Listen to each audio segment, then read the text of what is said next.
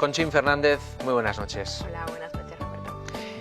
¿Crees que algún día seremos capaces de darle al tercer mundo lo que se merece?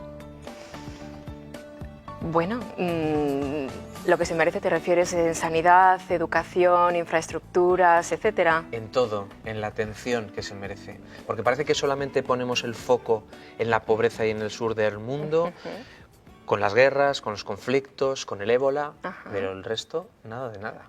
Bueno, eso es lo que yo intento explicar en mi libro, que es enseñar ese África que está más allá de los titulares, más allá de la guerra y más allá de la pobreza. Por ejemplo, ese África del día a día que a mí tanto me ha enseñado y que tan feliz me ha hecho.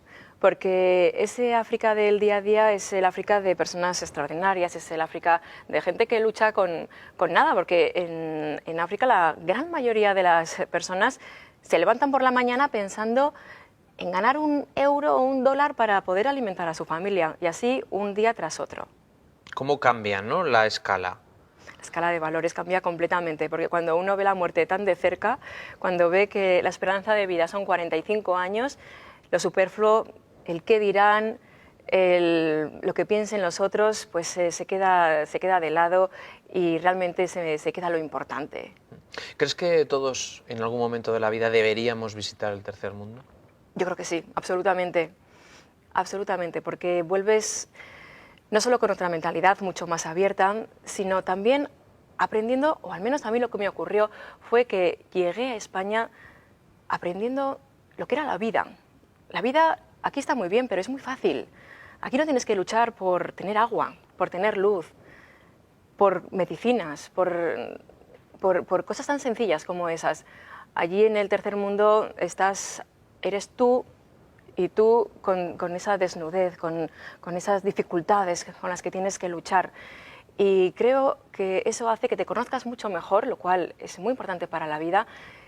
Y creo también que uno, aparte de valorar lo que tiene, aprende a vivir, aprende a que nada es imposible, a que uno puede ser más creativo y, por lo tanto, tener mucha más iniciativa, ¿no? Cuando uno llega al primer mundo, como me ha ocurrido a mí, y me propuse escribir este libro, seguramente si no hubiera pasado por África no lo hubiera escrito, porque hubiera pensado, no puedo, no sé. Después de pasar por el Congo y ver cómo esas mujeres eran capaces de todo, dije, pues yo también, capaz de tener un hijo, capaz de escribir un libro. Creo que ir al tercer mundo sería una asignatura obligatoria, al menos para nuestros hijos. El mío, desde luego, va a ir en cuanto pueda. Enseguida vamos a hablar de toda esa historia.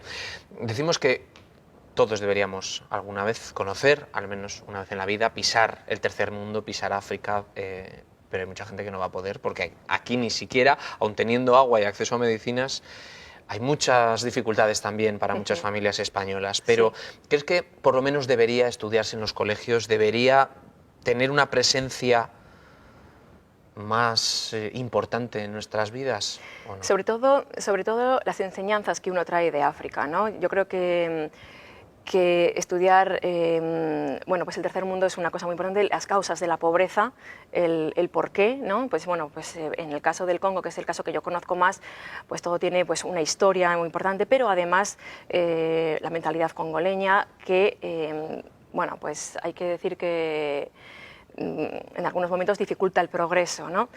Por ejemplo, son pues demasiado religiosos, podemos decir, que siguen demasiado las indicaciones de los pastores, y eso impide que algunas veces, en lugar de ir a trabajar, pues estén todo el día pues en la iglesia, o muchas veces. Creo que debería conocerse la historia de África, la historia, por ejemplo, de Congo, para entender las causas de la pobreza. Creo que habría que ir allí y volver, y si no se puede ir, al menos leer para, bueno, pues para tener esas, como decía antes, ¿no? Esas enseñanzas que, por ejemplo, en Congo, en las aldeas, como ocurre aquí, no todo el mundo puede salir fuera, pero cuando uno se va fuera, al volver, está todo el poblado esperando a que ese uno le cuente lo que ha aprendido cuando ha estado por ahí fuera, y puede estar horas y horas y horas hablando y todo el poblado escuchando. Y después el poblado le cuenta lo que ha ocurrido durante su ausencia. Bueno, pues hay libros en los que se puede leer lo que pasa en otros países. Con lo cual... ¿Y cómo empieza tu historia con África? ¿Cuál es el punto de conexión? Porque creo que, ya que te tenemos aquí, una periodista que trabaja en Diario de Navarra, que trabaja en la televisión, que trabaja en una embajada, de repente cruza otro tipo de charcos y se planta allí, en el Congo, y conoce al Padre Amable, no allí, lo conoce aquí en España. ¿Cómo sí, porque, empieza esa bueno, historia? pues porque él vino de vacaciones a España, yo estaba trabajando en la tele, de hecho estaba en el camerino preparándome para presentar El Tiempo, y recibo una llamada de teléfono de este sacerdote al que hacía 5 años que no veía y además al que había visto 2 veces en mi vida en unas jornadas en las que habíamos coincidido. Entonces él vio que trabajaba en la tele y se le activó el chip y dice, uy, esta nos puede sacar en la tele. Entonces quedó conmigo y me propuso, oye, ¿por qué no vienes al Congo y haces un reportaje? Obviamente yo le dije que no. Digo, no, yo no pinto nada, aparte de que yo, pues en aquel momento es que no sabía ni poner en el mapa muy bien dónde estaba el Congo. Sabía que estaba por el centro de África, pero vamos, ni siquiera sabía que había 2 Congos. Y al final, por una serie de casualidades, me vi con un billete de avión en la mano y allí me planté.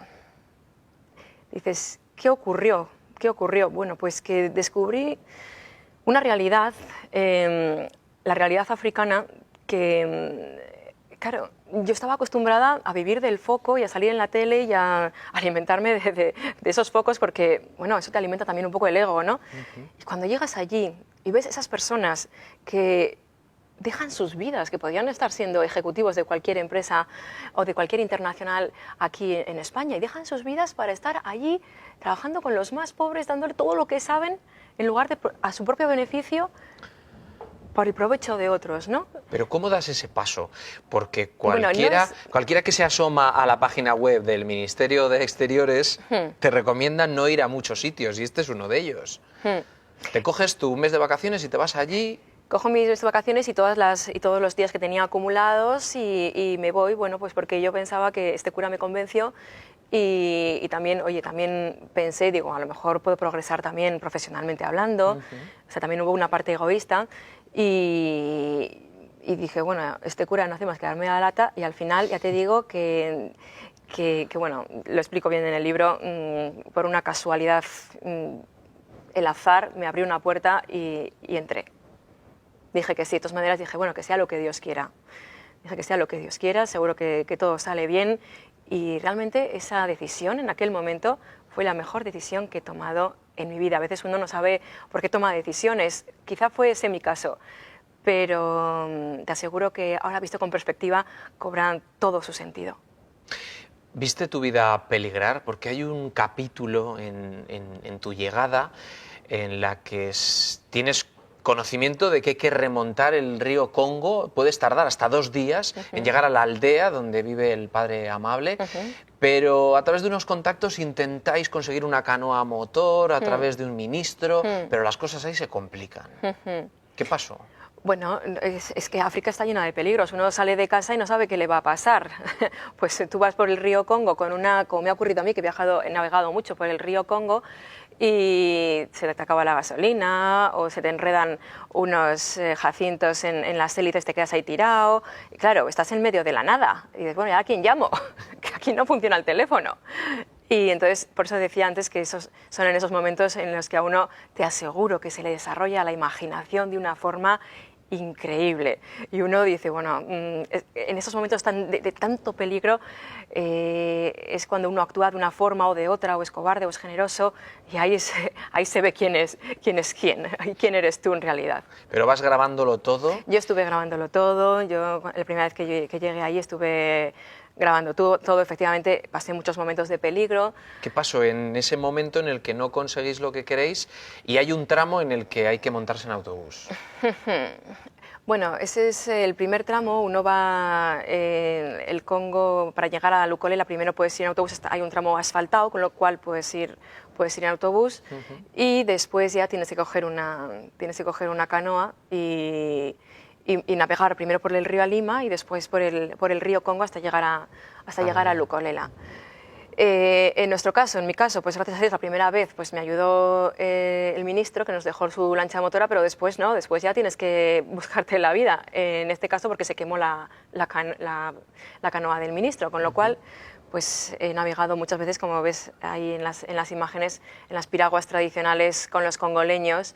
Ellos son expertos navegantes y bueno, pues al final como ellos, pues te pones en manos del destino y dices, bueno, que sea lo que Dios quiera, que seguro que todo va a salir bien, porque en Congo ocurre eso, que todo el mundo tiene esperanza en que todo va a salir bien, aunque luego salga mal, pero bueno, eso no les impide para ponerse en marcha.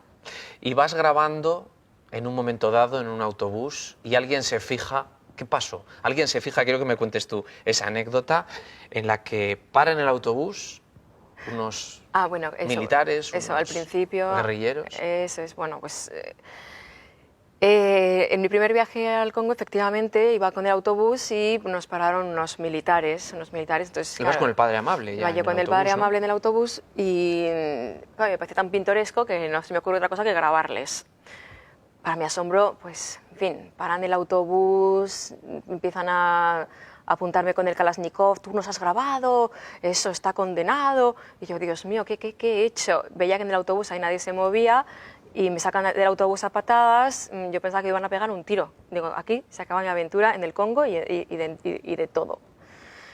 Pasé un miedo que me temblaba todo, o sea, me temblaba todo. Y bueno, pues al final, gracias a pues la imaginación que a uno se le desarrolla, pues a Amable se le ocurrió un truco y me salvó, me sacó de ahí. Después he tenido otros problemas con los militares también, pero poco a poco pues los iba ya conociendo, ya conocía a su hermano, a su padre, a tal, al cual, y ya en Congo ocurre eso. Cuando ya conoces a la gente, pues ya es distinto. Y dices, hombre, teniente, ¿qué tal? Hola, ¿qué tal, Conchín? ¿Vas a navegar por el Congo? Sí, voy a navegar por el Congo. Pase, pase. ¿Qué tal está su padre? Muy bien. ¿Qué tal su madre? Muy bien, estupendo. Pues ala. Entonces, lo mismo me ocurre para atravesar la frontera. Yo he leído libros en los que la gente atravesaba la frontera de los Congos, les ocurrían unas cosas tremendas. Claro, yo como... Bueno, pero ahí porque conseguisteis engañarles, ¿no? ¿A quién? A los militares en aquel momento, los que estaban, sí, ¿no? Bueno, engañarles no, simplemente fue un truco que se le ocurrió a Amable. No les enseñasteis las imágenes que Exacto. tú habías grabado. No, claro. Con lo cual les engañasteis sí, un poco, ¿no? Les engañamos un poco. Lo que ocurrió allí fue que Amable vio el percal y dijo, esta pobre que viene de Europa no sabe de qué va el tema, voy a hacer como si nada. Entonces yo estaba en el autobús, veía a esos militares, Amable como si nada, y en el autobús nadie hacía nada, yo estaba, ya me echaron a patadas, tenía la pistola encima de la cabeza, digo, no sé cómo Amable no hace nada, me van aquí a matar, y entonces salió Amable del autobús y digo, voy a hacer un trato con vosotros, le dijo a los militares. Bien, dice, bueno, si esta chica os ha grabado, la matáis aquí mismo. Yo, ¿qué? ¿Pero qué les he grabado? Le decía yo Amable en español. Y él me decía, calla. Y entonces, pues, los militares, perfecto, si nos ha grabado, la matamos aquí mismo. Claro, como te puedes imaginar, estaba muerta de miedo. ¿Y qué ocurrió? Pues que Amable sacó una cámara. Yo digo, pues esa no es la mía. Es una cámara de fotos. Y yo, claro, alucinada. Y entonces los militares empezaron a mirar las imágenes y no se veían por ningún lado. Y Amable, ves, es que es una comunión, esto es un bautizo, esto es un no sé qué. Y los militares acabaron yendo. Y cuando yo subí al autobús y ya nos fuimos, al final vino una niña del final del autobús y me dio mi videocámara. Y claro, yo estaba consternada y dije, ¿qué ha pasado aquí? Y entonces Amable me explicó que cuando él vio a los militares yo me quedé en tal estado de shock que él cogió mi videocámara sin yo darme cuenta, él lo pasó al asiento de atrás, al asiento de atrás, al asiento de atrás, hasta que llegó a la última niña, o sea que todo el autobús era cómplice. Entonces he entendido, qué grandeza la de esta gente, qué majos son los congoleños, es que es increíble, es que es otra cosa.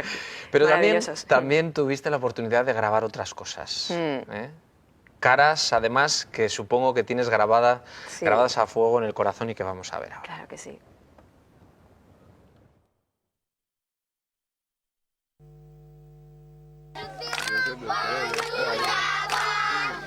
Estos niños son hijos de refugiados ruandeses. Hace 10 años sus padres tuvieron que salir de su país huyendo de la guerra entre los hutus y los tutsis. Tras una amarga travesía de miles de kilómetros, llegaron a este pueblo de chozas en el norte de Congo-Brazzaville. Eran más de 5.000 personas. Sin embargo, las duras condiciones de vida, sin agua ni luz y con una sanidad más que deficiente, Bueno, Conchín, pues, han dejado huérfanos a centenares anécdotas de niños. aparte, esta es la vida en el Congo. Ajá, esta es. ¿Ves estas imágenes que Sí. las has grabado tú Sí. y las ves ahora y qué sentimientos tienes ahora mismo? Pues mira, Roberto, de gran satisfacción porque es que en este rincón de África que yo me encontré tan paupérrimo, sin nada, es que ahora se han construido dos colegios, dos de los colegios más grandes del norte del Congo. Es que esta gente empieza a tener agua potable. Date cuenta la cantidad de niños que mueren por una simple diarrea, es increíble. Y esa región, ahora hay niños que empiezan a ver la luz, ya saben que pueden estudiar, pueden llegar incluso hasta la universidad después de terminar sus estudios. Los profesores están dando clases en aulas que están en condiciones y reciben un buen salario. Los padres han aprendido a cultivar la tierra. Hay un convenio con la Universidad Autónoma de Madrid, con la Universidad Complutense de Madrid, con los ingenieros agrónomos para que vayan cada 6 meses y les enseñen a cultivar sandías, pepinillos, cebollinos y otros cacahuetes, otras muchas cosas que ahora mismo están comercializando en la zona, con lo que le está dando un dinero. Antes esas personas no sabían ni que se podía cultivar eso. Y menudos melones y sandías que se cultivan allí, porque la tierra es muy fértil. Y esas personas pues ven un blanco y le llaman Conchín, fíjate. Me hace gracia. La verdad es que los niños allí incluso llegan a morir por una diarrea, ¿no? Mueren por cosas que aquí sería impensable. Y claro, una cosa es decirlo, otra cosa es, como yo, pues verlo y vivirlo. Entonces, cuando ese ambulatorio, ves a esa madre saliendo del ambulatorio o de su casa con ese niño en brazos, completamente, dices, bueno, quieto, ¿no? Y dices, ¿qué pasa? Está muerto. Dios mío, qué horror. Y uno tras otro, ¿no? O esa madre que no tiene dinero para sus medicinas. ¿Y qué le pasa a este niño? ¿No? Tiene una pequeña anemia. Y entonces, si se marcha la madre, no es que hacerle una transfusión pues cuesta $100. ¿Y no hay $100? No. Entonces se marcha y ya sabemos que ese niño va a morir. Claro, yo veía esas cosas y que se me ponían los pelos de punta. Porque claro, sí, aquí hay pobreza, hay mucha crisis y tal, pero vamos, años luz de lo que ocurre allí, ¿no? Y eso te da mucho que pensar. Y allí la gente va a un hospital cuando ya la gente es tan pobre que va al hospital cuando está ya el niño muerto. Y van y dicen, oye, acabo de pagar $30, resucítemelo. Y es esa mentalidad, es que la gente es muy pobre. Y las religiones son capaces de lo mejor y también de lo peor, porque ¿qué ocurre también cuando niños que están enfermos o que tienen un comportamiento extraño pues, por cualquiera de estas enfermedades, ¿de qué les acusan? De estar poco menos que poseídos por espíritus. Claro, no es la religión es la pobreza. Es la pobreza. En el caso del Congo, además, se une con la brujería, con la superchería. Entonces, es una forma de excusar echar a un niño de casa o a un abuelo de casa. Les acusan de brujos, los llevan a estas sectas y allí pues el pastor le hace unas perrerías tremendas. Pues yo, en fin, lo he visto. Exorcismos o con planchas le queman al niño y el niño al final, sí, soy brujo, pues claro, ¿qué vas a decir? Y entonces los padres, ves, es brujo, lo tenemos que echar de casa, porque es la pobreza, es que es una boca más que alimentar, ven que no pueden. De todas maneras, esto es un fenómeno moderno, un fenómeno actual, porque realmente que viene que llega con enfermedades como el SIDA, porque el SIDA deja muchos huérfanos, casi 2 millones de huérfanos solamente en el Congo. Como dices, el ébola también es una enfermedad, pero el hambre, y enfermedades comunes, las enfermedades más comunes en Congo, primero es el paludismo, después son las enfermedades respiratorias, después son las gastroenteritis. Uno de cada cinco niños muere antes de cumplir los 5 años y los padres también, como decía antes, la esperanza de vida es 45, 48 años, con 6, 10 hijos a su cargo. Pues claro, A veces, si se muere uno de los dos, del padre o la madre, que es lo más normal, otro vuelve a rehacer su vida, se juntan ahí 12 hijos y alguno tienen que echar, entonces de ahí la brujería. Lo mismo pasa con los abuelos. Cuando no pueden hacerse cargo de los abuelos, les acusan de brujería y los echan de casa. Pero no es la religión, es la pobreza extrema que se vive en Congo. También hay grandes historias. Sí. ¿Alguna de ellas nos vamos a encontrar aquí? Claro, muchas. ¿Por qué grandes nos historias. invitas a leer Querido Noah? Mira, Querido Noah es un libro en el que yo cuento mi experiencia en Congo. Yo, claro, llegué siendo pues una chica de Pamplona que había vivido muy bien en una universidad, pues como es la Universidad de Navarra Buena, tenía un buen trabajo.